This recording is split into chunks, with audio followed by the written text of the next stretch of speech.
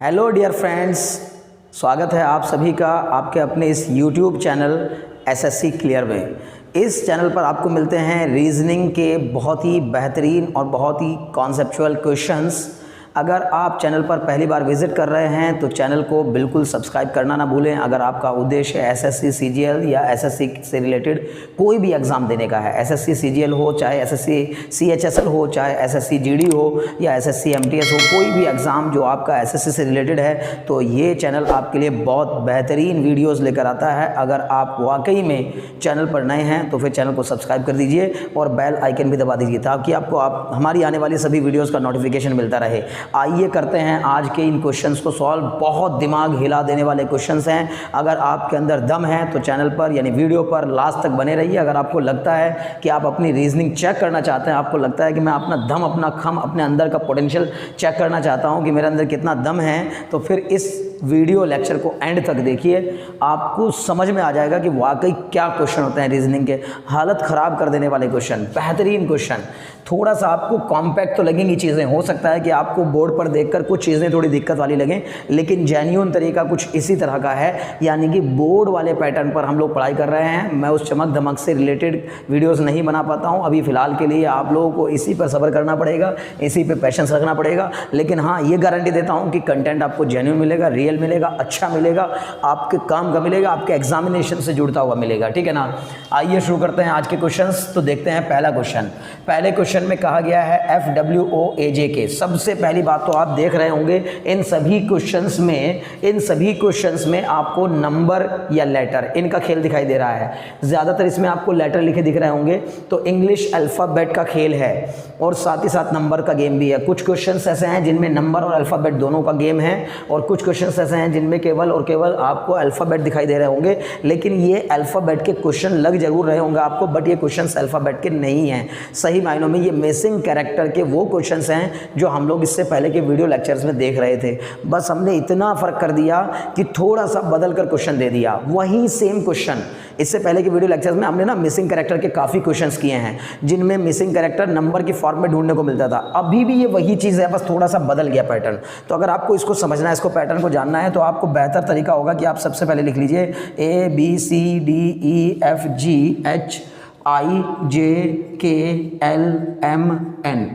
OP, M से बल्कि यहाँ उल्टा कर लीजिए आप इसको, NOPQRSTUVWXYZ,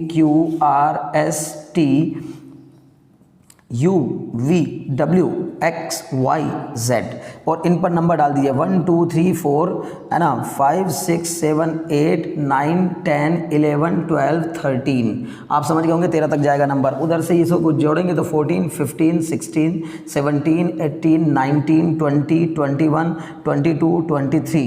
थोड़ा सा वीडियो लंबा तो हो सकता है, लेकिन पेशेंस बना के रखिए, बहुत बढ़िया क्वेश्चन देखने को मिलेंगे। मैं बार बार आपसे कह रहा हूँ, अगर आप अभी तक चैनल पर जुड़े हुए हैं और अभी तक इस वीडियो लेक्चर पर आप रुके हुए हैं, तो थोड़ा सा पेशेंस रखिए और फिर देखिए कि क्या धमाल मचाने वाले हैं क्वेश्चन। गजब के क्वेश्चन है भाई, आपको देख के सोच के दिमाग आपका हिल जाएगा कि वाह क्या क्वेश्चन है। ठीक है, देखिए आप इस पैटर्न को पकड़ने और ढूंढने की कोशिश करिए। इसमें आप चाहे जितना दिमाग लगा लीजिए, मैं बार बार कह रहा हूँ, आपको कई बार फंस जाएंगी चीज़ें, लेकिन अगर आपने वाकई में प्रैक्टिस कर रखी है तो कोई दिक्कत नहीं है, बहुत आसानी से क्वेश्चन सॉल्व कर भी सकते हैं। ठीक है ना। तो देखो, पहली दो रो में कोई एक पैटर्न लग रहा होगा, वो पैटर्न ढूंढने की कोशिश करो और तीसरी रो में वही अप्लाई कर दो, तो आपको काम बन जाएगा, आपका बड़ी आसानी से काम बन जाएगा। F कौन से नंबर पे है आपका? 6 नंबर पे है। कौन से नंबर पे है आपका? 5वें, एक पहले नंबर पे है। तो ये भी तो 2 कॉलम पूरे हो रखे हैं ना। अगर ये 2 कॉलम पूरे हैं तो फिर इधर की तरफ दिमाग लगाओ। बेहतर तरीका है कि आप सबसे पहले इनकी नंबरिंग लिख लो, फिर नंबरिंग में इनका क्या कर दो, पैटर्न ढूंढ लो। अगर आपने इन सबकी नंबरिंग लिख ली और नंबरिंग में पैटर्न लगा दिया तो आपको आसानी से आंसर आ जाएगा। देखो यहाँ पर ये 6 नंबर पे, ये पहले नंबर पे, तो 6 में से गया 5 और ई जो है वो आपको कौन सा नंबर पे आ रहा है? 5वें नंबर पे आ रहा है। बहुत बढ़िया। 6 - 1 = 5। अब जरा एक बार इसमें ये ढूंढ लो, जे कौन से नंबर पे है? देखो जल्दी से, जे है आपका 10 नंबर पर, तो ये 10 हो गया, ये आपका 23 हो गया, 10 हो गया। 23 में से 10 घटाओ, 13। 13 क्या एम आपका 13 पे पड़ रहा है? हाँ जी बिल्कुल, एम 13 पे पड़ रहा है। बस तब तो मजा आ गया। ये एम हो गया आपका 13। तो इसका मतलब अब आपको करना क्या है, पहले इसमें से इसको घटा के जो नंबर आ रहा है उस नंबर पे जो लेटर पड़ रहा हो वो लेटर लिख देना है। तो ओ कौन से नंबर पे है हमारा? ओ है हमारा, देखिए ढूंढिए MNO। ओ है हमारा 15 नंबर पर, वो 15, और के आपका है कहाँ? 11। तो 15 में से 11 गए, 4। चौथे नंबर पे कौन पड़ रहा है? डी। तो यहां पर आने वाला है आपका क्या? डी। मैं फिर समझा रहा हूं आपको, इसमें से इसका नंबर ढूंढा, इसका नंबर ढूंढा, अल्फ़ाबेट में ये छठे नंबर पे आता है, ये पहले नंबर पे आता है, तो 6 - 1 किया 5, तो 5th नंबर पर अल्फ़ाबेट में आपका ई आता है, इसका मतलब ई लिख दिया इन्होंने। फिर यहाँ पर ये 23rd नंबर पे आता है, 10 नंबर पे आता है, तो 23 में से 10 गया 13, 13 नंबर पे आपका एम आता है, ये बिल्कुल सही है। इसका मतलब इन दोनों में सेम पैटर्न फॉलो हो रहा है, तो बस आपको क्या करना है, इसका नंबर माइनस इसका नंबर। तो ओ का नंबर कितना है आपका, ओ का नंबर 15 और के का नंबर कितना है आपका 11, तो 15 में से 11 गया, आपको कितना बचा 4, 4 जो है वो डी के लिए होता है, तो इसका मतलब D is the right answer. चलो दूसरे क्वेश्चन पे आ जाओ। अब भाई दूसरे क्वेश्चन में क्या कहा गया, इसमें कहा गया HKQCGOEJ क्वेश्चन मार्क। ठीक है, देखो आपको समझ में आया होगा, लगा होगा कि हाँ यार वाकई ये तो दिमाग का गेम है, इसमें अल्फ़ाबेट भी देखने हैं और नंबर्स भी देखने हैं। तो भाई इसमें क्या पैटर्न लग रहा है, HKQCGOEJ में क्या लग रहा है आपको, ठीक है ना। तो सबसे पहली बात आप इसका नंबर लिख दो, इनके नंबर लिख लो जल्दी जल्दी, ठीक है ना। तो H का नंबर आपका पड़ेगा कितना 8, H का 8, ठीक है। और फिर C कितने नंबर पर सर 3rd, तो ये 3 हो गया। और E कौन से पे सर 5, तो ये हो गया आपका 8 3 5। और फिर K पे लिखो, K का नंबर क्या है आपका 11, सर ये हो गया आपका यहाँ 11। और फिर आपका G का क्या है, G का है आपका 7, तो ये हो गया सर यहाँ पर आपका 7। फिर 7 के बाद आपका J कहाँ पर हो गया, थोड़ा सा कॉम्पैक्ट तो लगेगा, हो सकता है कि आपको लग रहा हो सर यार पूरे बोर्ड पर तो लिखा लिखा दिख रहा है, कुछ समझ नहीं आ रहा है। पैशंस रख के ध्यान से करने की कोशिश करिए, है ना, चमक दमक के चक्कर में मत पड़िए। मेन मुद्दा है आपको क्वेश्चन समझ में आना चाहिए, जो चीज़ समझा जा रही है वो समझ में आनी चाहिए। जे कौन से नंबर पे है, 10 नंबर पर। आपको चमक दमक से क्या लेना है भाई, आपको तो इनको देखना है कि ये क्वेश्चन मेरे काम के बन रहे हैं कि नहीं बन रहे हैं। जरा देखो, अब फिर क्यू पे ही देख लो जल्दी से, क्यू को भी देख लो। क्यू है आपका 17 नंबर पे और आपका ओ है, ओ कहाँ पे है, ओ है आपका 15 नंबर पे। तो चलो इनमें कुछ पैटर्न ढूंढने की कोशिश करो। ये देखो यहाँ है 8, यहाँ है 5, यहाँ है 3, तो 8 - 5 बराबर 3, 11 - 10, नहीं ये बन नहीं पा रहा भाई मामला, ठीक है ना। तो कुछ तो गड़बड़ हो गया, ठीक। तो फिर क्या हो सकता है, फिर लगाओ दिमाग कुछ, ठीक है ना। तो अगर मान लीजिए मैंने कहा ये देखो ये 11 और 8 और इसमें, क्योंकि इधर भी तो ऑप्शन हो सकता है ना, इधर भी तो कोई रिलेशन आ सकता है ना। तो 11 और 8 जोड़ के आपका 19 हो गया, 19 में 17 जोड़ोगे 35, है ना। तो नहीं 36, सॉरी 19 में 17 जोड़ोगे तो 36, मतलब नहीं बन पा रहा मामला।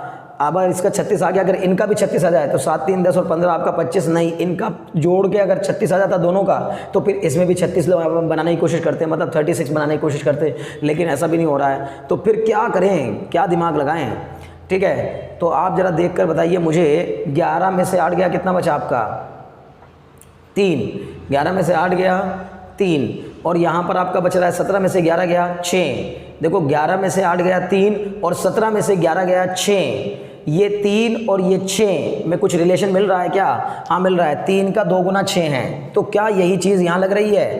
तो हम कहेंगे 7 में से 3 गया 4 और 15 में से 7 गया 8। देखो ध्यान से देखो, 11 में से 8 गया 3, 17 में से 11 गया 4, 17 में से 11 गया 6, 3 का 2 गुना 6 होता है। तो इसी तरह से यहाँ 7 में से 3 गया 4 और यहाँ 15 में से 7 गया 8, इसका मतलब 4 का 2 गुना होता है 8। तो यानी कि इसको माइनस करो इसमें से, यानी सेकंड में से फर्स्ट को माइनस करो और 2 से मल्टीप्लाई कर दो, नहीं सेकंड में से फर्स्ट को माइनस करो, है ना। 11 में से 8 गया आपका, कितना बचा 3 और उसका 2 गुना कर दो। लेकिन क्या दुगुना करोगे तो इसमें से इसका, यानी कुल मिलाकर आपको क्या करना है, सेकंड में से फर्स्ट को घटाना है और थर्ड में से सेकंड को घटाना है। फिर सेकंड में से फर्स्ट को घटा के और थर्ड में से सेकंड को घटा के आपको जो भी रिलेशन मिल रहा हो उस रिलेशन को आप अप्लाई कर दो, ठीक है ना। देखो क्या मिल रहा है, 11 में से 8 गया 3, 17 में से 11 गया 6, 3 दूनी 6, 7 में से 3 गया 4 और 15 में से 7 गया 8, 4 दूनी 8, इसका मतलब ये बिल्कुल सही पैटर्न बन गया। लेकिन अब यहाँ जाओ, 10 में से 5 गया 5, तो यहाँ क्या लिखें ताकि इसमें से ये जाने के बाद कितने के इक्वल आ जाए, यानी कि इस 5 का 2 गुना होना चाहिए इन दोनों का डिफरेंस। भाई ये इन दोनों को घटा के जो आता है ना, उसका 2 गुना करने पर इन दोनों के डिफरेंस के बराबर आ रहा है। तो इसका 2 गुना यानी 10 इन दोनों के डिफरेंस के इक्वल होना चाहिए, ठीक है ना। तो यहाँ 10 है, तो क्या घटाऊँ ऐसा, तो यानी कि मैं कहूँगा इसको अगर मैंने x मान भी लिया तो मैं कहूँगा सर ये आना चाहिए आपका क्या, x - 10, यानी कि x - 10 जो है वो 5 का 2 गुना होना चाहिए, 5 गुना 2। तो इसका मतलब x की वैल्यू कितनी आ जाएगी आपकी 20, h की वैल्यू आ जाएगी 20। समझ में आ रही बात ना, 5 दूनी 10 और 10 10 20। 20वें नंबर पे कौन पढ़ रहा है आपका, 20वें नंबर पे पढ़ रहा है आपका t, ये रहा 20वें नंबर पे आपका t। तो यहाँ पर सर t आना चाहिए, t is the right answer. मुझे उम्मीद है बात समझ में आ गई होगी, बहुत बढ़िया। थोड़ा सा मैं फिर कह रहा हूँ कॉम्प्लिकेटेड है, इसमें कोई दो राय नहीं। मैंने पहले ही कहा था कि आपके दिमाग की नसें हिल जाएंगी, आप दिमाग लगाइए, बहुत मेहनत की ज़रूरत पड़ेगी इसमें। और देखो जाहिर है कि जब क्वालिफाइंग नेचर का है ना पेपर, तो क्वेश्चन पेपर में क्वेश्चन बढ़िया आएंगे, ठीक ठाक आएंगे। क्यों? क्योंकि क्वालिफाई तो करना है, बस क्वेश्चंस के नंबर देख करके क्वालिफाई ही तो करना है, पूरा थोड़ी ना करना है। तो फिर चलिए खैर, तो क्वालिफाई करने के लिए थोड़े क्वेश्चंस थोड़े टफ दिए जाएंगे, मुझे लग रहा है ऐसा, ठीक है। तो एक्स की जो वैल्यू आएगी वो आपकी टी आने वाली है, ठीक। चलो तीसरे नंबर पे आ जाओ। तीसरे क्वेश्चन में जरा पैटर्न ढूंढने की कोशिश करो। तीसरे क्वेश्चन में दिया गया B G N D J are और जी एन क्वेश्चन मार्क। भाई यहाँ क्या पैटर्न लग रहा है, यहाँ पर क्या पैटर्न लग रहा है, थोड़ा सा दिमाग लगा दो।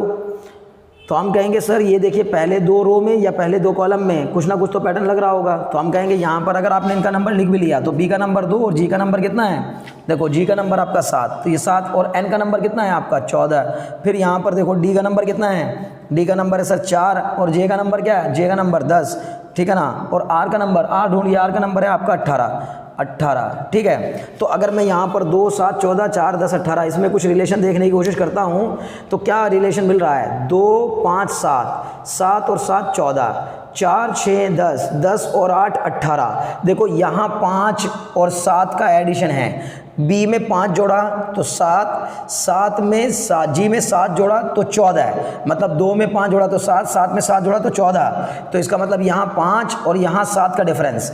अब नीचे वाली रो में देखा तो यहाँ 4 से 10 हो गया और 10 से 18, मतलब 4 और 10 के बीच में 6 का डिफरेंस, 10 और 18 के बीच में 8 का डिफरेंस। तो यहाँ चल रही है आपकी सीरीज 5 7 वाली, यहाँ चल रही है 6 8 वाली। तो 5 6 5 7 6 8, तो यहाँ होनी चाहिए क्या 7 9, यहाँ पर होनी चाहिए क्या 7 और 9।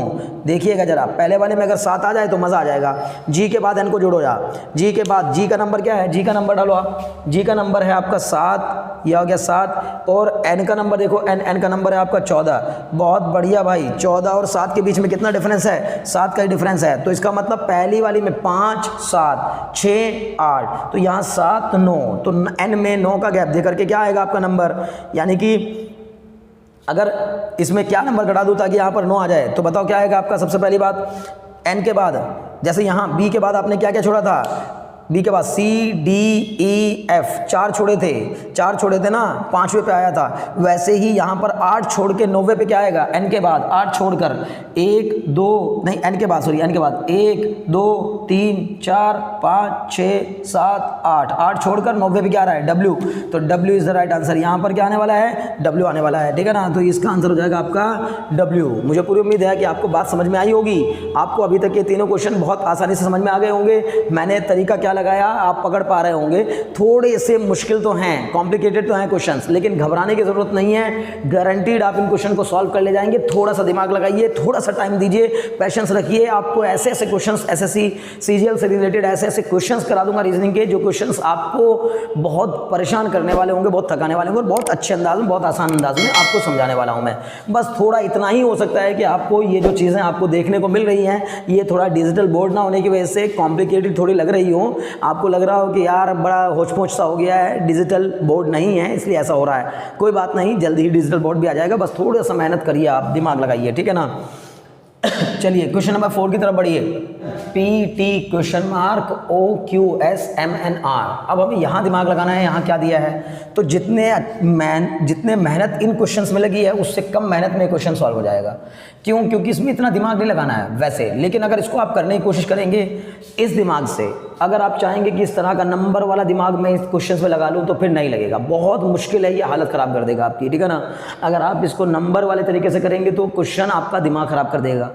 अदरवाइज़ आप इसको कुछ अलग तरीके से सोचिए। तो अगर मैं यहाँ देखूँ तो यहाँ पे मुझे साफ साफ दिखाई दे रहा है MNOPQRSTU, बस यू आना चाहिए, ख़त्म बात। एक तरीका तो ये है सीधे सीधे कि भैया इसमें ना क्या हुआ, एम से शुरू होकर के सारे कॉन्सेक्यूटिव नंबर लिखे हुए हैं, एम से शुरुआत करके सारे कॉन्सेक्यूटिव नंबर लिखे हुए हैं, MNOPQRSTU,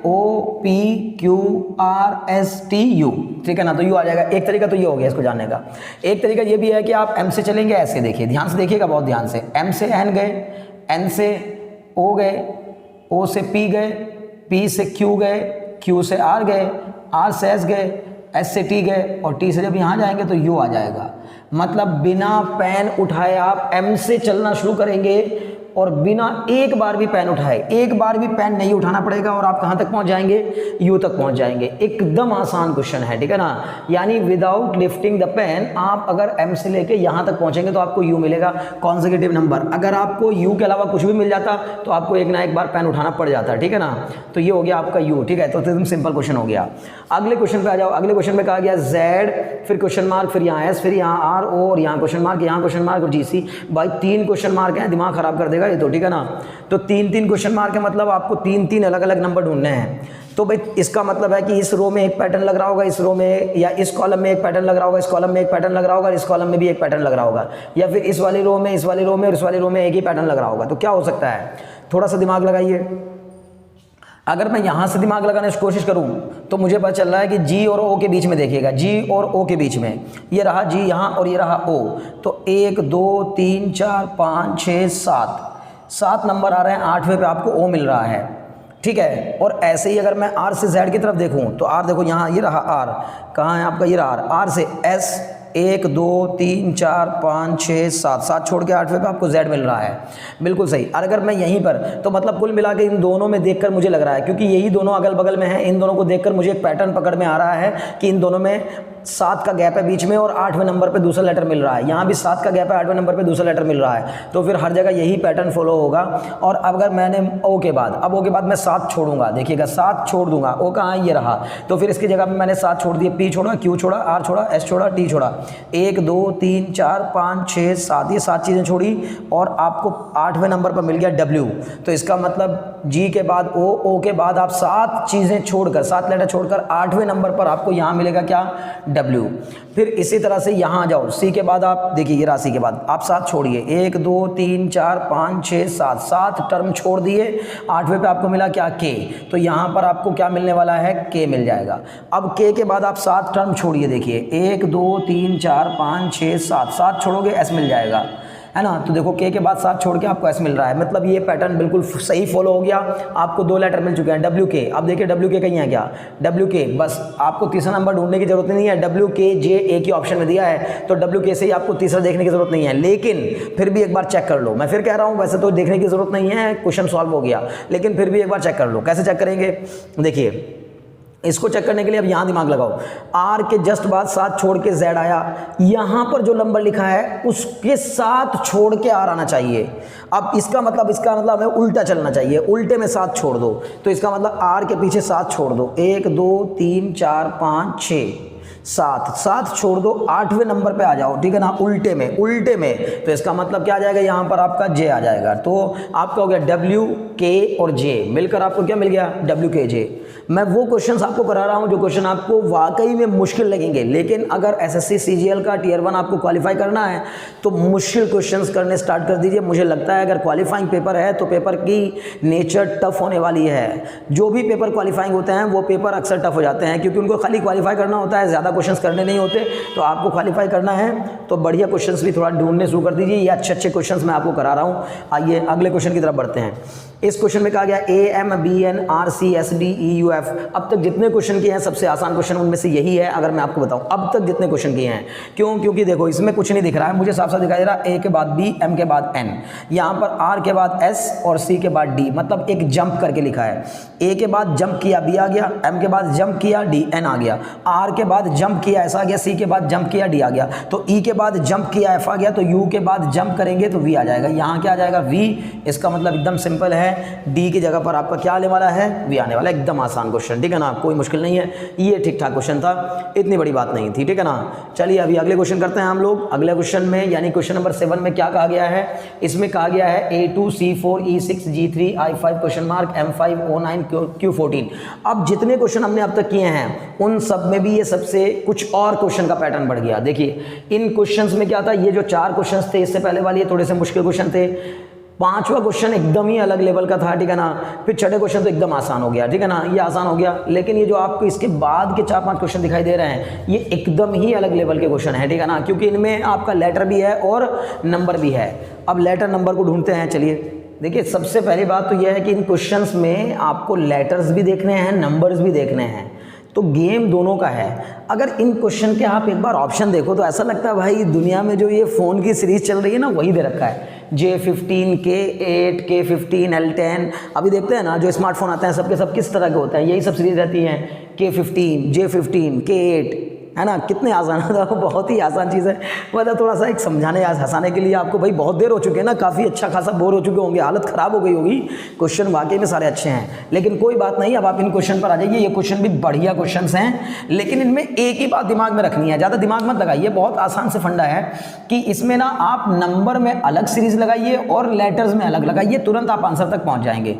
देखिए सबसे पहले यहाँ देखो जरा, A2, C4, E6 दिया, तो A बी छोड़ा सी आया, सी के बाद डी छोड़ा ई आया, चलो जी ठीक है। जी के बाद एच छोड़ा आई आया, आई के बाद जे छोड़ूंगा तो के आ जाएगा। तो पहले बात, के दो कॉलम में है, ये दोनों हो सकते हैं, मतलब दो ऑप्शन में है, के आपके पास दो ऑप्शन में है, ये दोनों हो सकते हैं। फिर एम के बाद आपने यहाँ एन छोड़ा, ओ आया, ओ के बाद यहाँ आपने पी छोड़ा तो क्यू आया। बिल्कुल सही है भाई, लेटर में जो सीरीज चल रही है वो एक एक छोड़ के चल रही है, ठीक है ना। तो इसका मतलब ए में बी छोड़ के सी, सी में डी छोड़ के ई, तो उसी तरह जी में एच छोड़ के आई, आई में जे छोड़ के आएगा, कन्फर्म। चलो अब नंबर की सीरीज ढूंढ लेते हैं। तो ये तो कन्फर्म हो गया, या तो ये है या तो ये है, ठीक है ना। ऐसे करके आप इस पर ऐसे टिक कर लेते हैं ना, हल्का। तो 2 + 4 = 6 हो गया, 3 + 5 = 8 और 5 + 9 = 14। बिल्कुल सही है सर, नंबर को आपस में जोड़ा गया है, नंबर को आपस में जोड़ा गया है। तो 2 + 4 जुड़ के कितना आया 6, 5 + 9 जुड़ के कितना आया 14, तो 3 + 8 जुड़ के कितना आएगा 8। तो K8 इसका सही आंसर होगा, यानी यहाँ पर आने वाला है आपका K8। एकदम आसान, ठीक।